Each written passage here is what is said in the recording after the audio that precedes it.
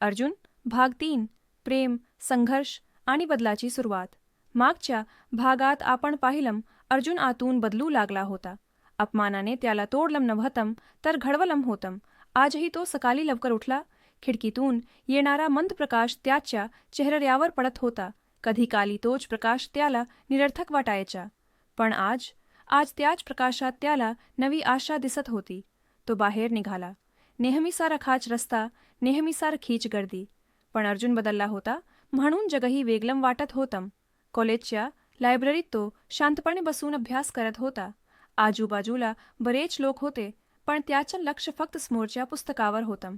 आणि तेव्हाच एक आवाज, "एक्सक्यूज मी, हे सीट मोकळी आहे का?" अर्जुनने मानवर केली. समोर एक मुलगी उभी होती. साधा ड्रेस, डोळ्यांत आत्मविश्वास आणि चेहऱ्यावर खूप शांत असं हसू. "हो, बसा," अर्जुन थोडा अडखळत म्हणाला. ती बसली. तिचं नाव होतं सायली.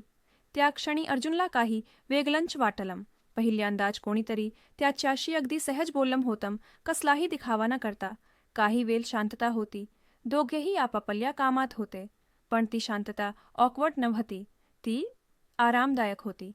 थोड्या वेळाने सायली म्हणाली, "तू रोज इथे दिसतोस, इतकं लक्ष लावून अभ्यास करताना." अर्जुन हसला. "आता प्रयत्न करतोय," तो म्हणाला. "छान आहे," ती म्हणाली. "बहुतेक लोक प्रयत्न करायच्या अर्ध्यातच सोडतात." त्या एका वाक्याने अर्जुन थोडासा थांबला. कारण ते वाक्य त्याच्या मनाशी कुठेतरी जुळलं होतं. त्या दिवसापासून सायली आणि अर्जुनची अधूनमधून भेट होऊ लागली.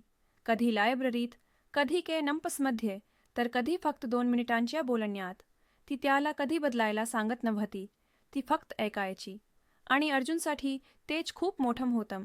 एक दिवस सायलीने विचारलं, "तू इतका शांत का असतोस? कधी कधी असं वाटतं जणू तू खूप काही सहन केलंय." अर्जुन गप्प झाला. त्याच्या मनात जुन्या आठवणी आल्या. अपमान, लोकांचं हसणं, स्वतःवरचा अविश्वास. काही गोष्टी सांगितल्या की त्या पुन्हा जिवंत होतात, तो म्हणाला. सायली हसली. आणि काही गोष्टी सांगितल्या की त्या हलक्या होतात. त्या दिवशी अर्जुनने पहिल्यांदाच आपल्या आयुष्याबद्दल कुणाशी मनमोकळं केलं. सायलीने त्याला सल्ले दिले नाहीत. ती फक्त म्हणाली, "तू कमकुवत नाहीस. तू फक्त थोडा वेळ स्वतःला समजून घेत होतास."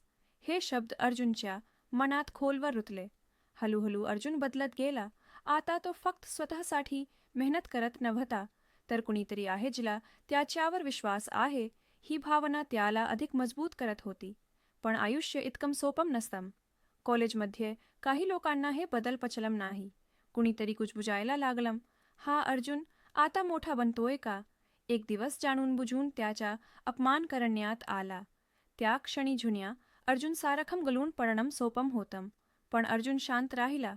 त्याने फक्त एक दीर्घ श्वास घेतला आणि मनात म्हणाला, "मी पुन्हा तिथे जाणार नाही जिथे मी स्वतःला कमी समजत होतो." सायलीला सगळं कळलं. ती त्याच्याकडे आली आणि म्हणाली, "लोक बोलणारच, पण तू थांबू नकोस. कारण तू थांबलास तर ते जिंकतील." त्या रात्री अर्जुन झोपला नाही. पण यावेळी नकारात्मक विचार नव्हते. यावेळी त्याच्या डोक्यात स्वप्न होती. तो स्वतःशीच म्हणाला, "मी यशस्वी होईन की नाही माहीत नाही, पण मी प्रयत्न नक्की करेन." पुन्हा एक संधी आली. यावेळी ही खात्री नव्हती. पण अर्जुन तयार होता. त्याने मेहनत केली, स्वतःवर विश्वास ठेवला आणि कोणत्याही निकालाला स्वतःची किंमत ठरवू दिली नाही. सायली त्याच्या बाजूला होती. प्रेम म्हणून नाही, तर आधार म्हणून. आणि कदाचित तेच खरं प्रेम असतं. अर्जुन अजून शिखरावर पोहोचला नव्हता, पण तो चुकीच्या ठिकाणाहून नक्कीच बाहेर पडला होता. त्याच्या आयुष्यात आता एक कारण होतं थांबू नये. ही फक्त सुरुवात होती. पुढे प्रेमाची परीक्षा, स्वप्नांची किंमत आणि आयुष्याचा खरा संघर्ष अजून बाकी होता. अर्जुन आणि सायलीच्या नाथम पुढे काय वळण घेईल? प्रेम त्याला मजबूत करेल की अजून एक जखम देईल? हे सगळं जाणून घेण्यासाठी अर्जुन भाग 4 नक्की पहा.